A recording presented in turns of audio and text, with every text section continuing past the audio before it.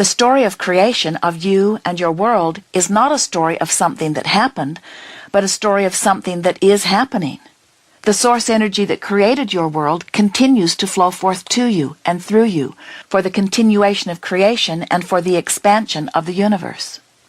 Often, humans, in their humility, refuse to accept their important role in the continuing expansion of all that is, and that is the reason why we are offering this book. It is our desire to awaken within you the memory of who you really are and of why you are here. We want to help you to return to the knowledge of your creative ability. We want you to reap the benefit of the important work you are doing in your physical bodies. We want you to return to the vortex. Your physical exposure to your physical world is providing the contrast that is necessary for you to form your opinions and desires about how life could be improved. And even though you cannot see them and are often unaware of them, your desires for improvement shoot out from you as vibrational rockets or messengers of request. They shoot out into the vibrational atmosphere in the same way that the original rockets that created your planet were sent. And they are received by the source of energy that creates worlds, the same source energy that is the origin of all that is. And those ideas, requests, and desires are understood, and in the moment of their launch, they are answered. Most people have neither an awareness of the launching of the rockets nor of the receiving and answering by source, but even so, powerful new creation is begun. Some people, as they contemplate these words, can understand the logic in the eternal nature of creation. Many can accept that creative forces still exist and that expansion still continues. But the part that is most often misunderstood or overlooked by our human friends is that in the living of physical life and in the launching of those rockets of desired expansion, it is not only an expanding world you are creating, it is an expanded you. As you observe sickness in yourself or in another, you set forth a new vibrational request for wellness that is received and answered by Source. When the contrast of your world reveals to you corruption or injustice, you set forth a new vibrational request for fairness and justice. When someone is rude to you, your rocket asks for nicer experiences. When you do not have enough financial resources, your rocket asks for more. And with each request, offered all day, every day, a vibrational escrow or vibrational reality is forming. The broader, non-physical part of you, the part of you that existed even before your birth, the part of you that exists in the non-physical even while you are focused in the physical, the source energy within you, your inner being, not only answers your request for improvement, but becomes it. People often have a difficult time conceptualizing a creator or a force, or the process through which something as amazing as your planet, spinning in its orbit in perfect proximity to other planets, could have come to be. And yet, even though you do not understand it and cannot begin to explain it, you are, every one of you, continuing to add to the expansion of all of that through your living of life and the launching of rockets into the vibrational reality that will someday be fully realized by physical inhabitants. We have written this book because we want to call your attention to the vibrational reality that you are in the process of creating. We want you to be aware of your vortex of creation, and most important of all, we want you to find a way, by the deliberate directing of your own conscious thought, to become a vibrational match to the contents of your swirling vibrational vortex of creation. Because every desire that has been born within you thus far exists there, just as you have dreamed it to be, waiting for your alignment. Everything that you see that is now physical, tangible, visible, audible reality was previously swirling in a vibrational vortex of creation. For first there is thought, then thought form, then reality as you know it in your physical world.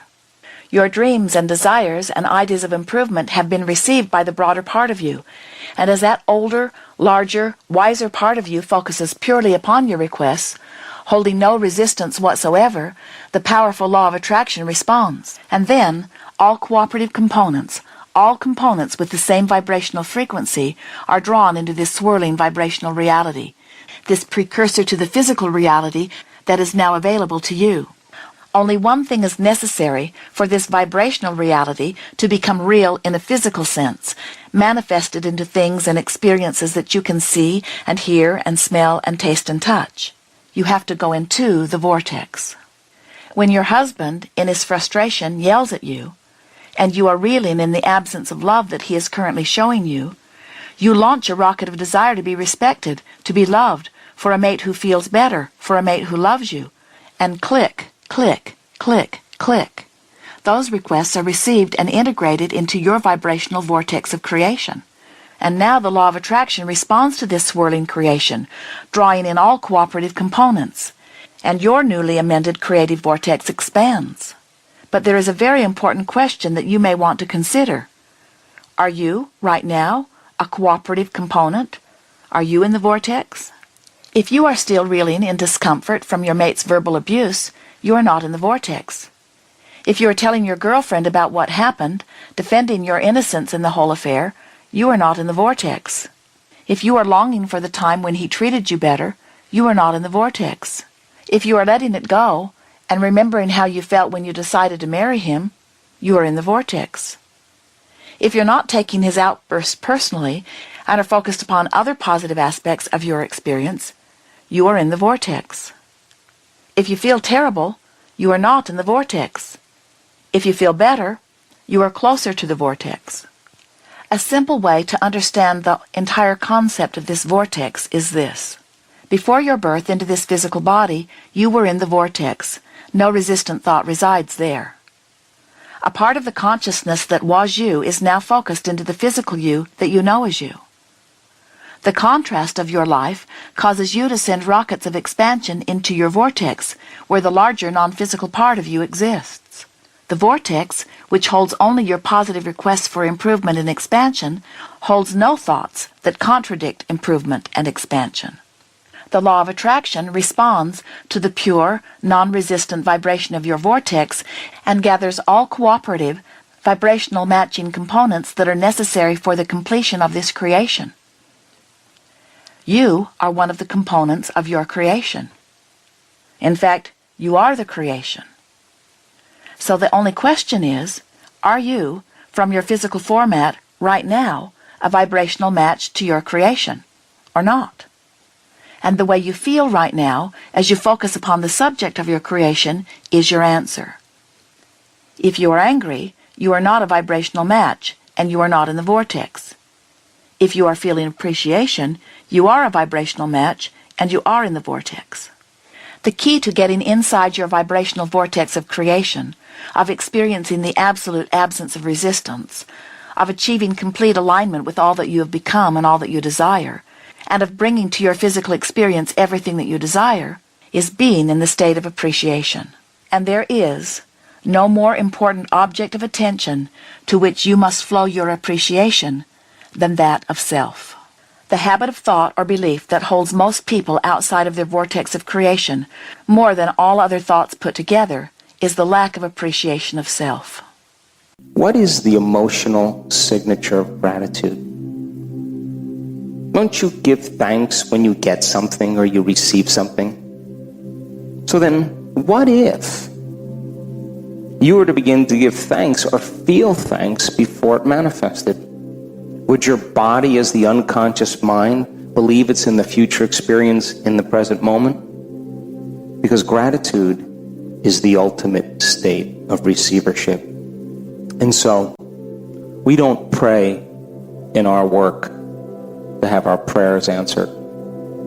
We get up as if our prayers are already answered. And it is that state of mind and body that I know that requires a clear intention and an elevated emotion. And the clear intention is an act of the mind and the brain. And an elevated emotion is when you open your heart. When you combine those two elements, you just moved from living in your past to living in your future. So then, here's the question. Can you believe in a future that you can't see or experience with your senses yet, but you've thought about enough times in your mind that your brain is literally changed to look like the experience has already occurred? The latest research in neuroscience says you can change your brain just by thinking. And can you fall in love with a future potential that already exists in the quantum field? And how many potentials exist in the quantum field? How about infinite?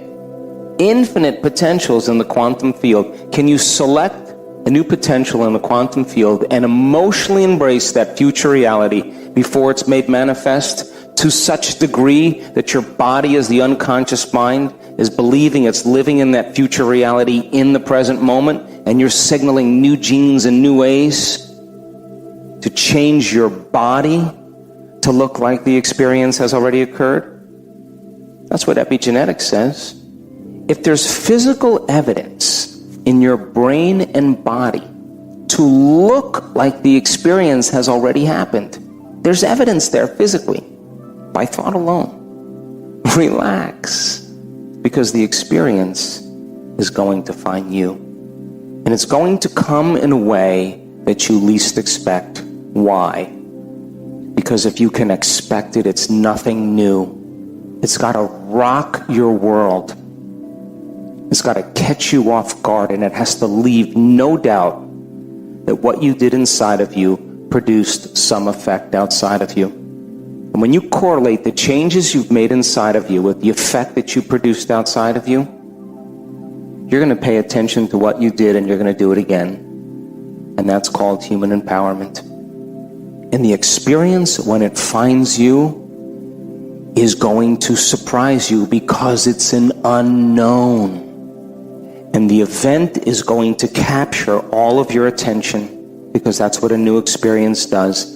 And the emotion that's created from that event is going to create a long-term memory, and you're going to associate what you did inside of you with what you created outside of you. And I don't care who you are or what's happened in your past, but when that moment lands in your lap, you are going to look back at your entire past, and you're not going to want to change one thing about it, because it brought you to that elegant present moment. And that's when the past no longer exists. All of you, at some point in your life, have done something great. And you got a wild idea, a vision. You asked a simple question to yourself. The crowning achievement of the human being is the forebrain. That's the creative center. That's the boss, the CEO, the symphony leader. It has connections to all other parts of the brain. And you asked yourself a question like, what would it be like to create this new job? What would it be like to go on this adventure? What would it be like to change something about myself? The moment you ask that question, the frontal lobe, like a great symphony leader, has connections to all other parts of the brain. And it begins to select different networks of neurons that's housed in the brain from something you learned intellectually or something you experienced. And it seamlessly pieces them together to fire in a new way, and you get a vision, you get an idea. That hologram that you see is a potential in the quantum field that you're selecting. It's an unknown. But the passionate person who does this, the thought that they're embracing in that moment becomes the experience. And they begin to feel the joy, the excitement, the inspiration, the enthusiasm, and theos, filled with God. They come out of their resting state and they feel the emotion before the event. And that emotion is giving the body a sampling of the future. And you just moved into a new state of being. And what did you do? You sat down and you wrote down all the choices you were going to make. And you reviewed them over and over again. Then you wrote down the behaviors you were going to demonstrate, the things you were going to do. And you reviewed them, committing them to your conscious mind, firing and wiring over and over again, giving yourself a direction. You wrote down your goals, the experiences you wanted to walk into. And the more you wrote those goals down, the more you felt enlivened. But then you did something really brilliant. You lit a match in a dark place.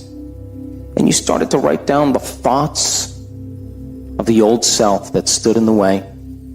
I can't, it's too hard, I'll never change, I'll never be successful. You became conscious of those unconscious thoughts, and you would never let that thought slip by you unchecked in your waking day. And then you wrote down the choices you weren't going to make. And I don't care if you were losing weight or gaining weight or making muscles or stop eating certain things or changing your lifestyle. You reviewed those choices and you became so conscious of those unconscious choices that you wouldn't make that unconscious choice again. And then you reviewed your habits and you decided what you were no longer going to do. Whether you're going to wake up early, whether you're going to stop watching TV, whether you stop eating certain foods, doesn't matter. But you made a decision with firm intention. And the amplitude of that decision carried a level of energy that caused your body to respond to your mind. And then you reviewed the experiences that you were going to stay away from. And you became very conscious of those emotions that would bring you to a lower level, drop your energy. And every day, you weaved the path from the old self to the new self. And you reached a point in your life, after you did it enough times, those long nights, lonely moments, stepping out into the unknown, where you knew it was going to happen. You knew it. You just knew that everything lined up. And that's when you relaxed. You surrendered. Now it was no longer about creating the event, the experience. It was the fact that you did it. When you relax into it like that, you start loving yourself a little bit more. And the side effect of that is you start giving. You start caring. You're more present. You're less in survival. So you see, you already know how to do this. There's some invisible force that's giving you life. But that same intelligence that's keeping your heart beating and digesting your food is the same intelligence that's creating supernovas in distant galaxies and causing flowers to bloom. It's both personal and universal. It's within you and it's all around you. And you can't see it, and you can't smell it, and you can't taste it, and you can't feel it. But it is the giver of life. And it is a consciousness. And consciousness is awareness, and awareness is paying attention. And it is the observer observing you into life.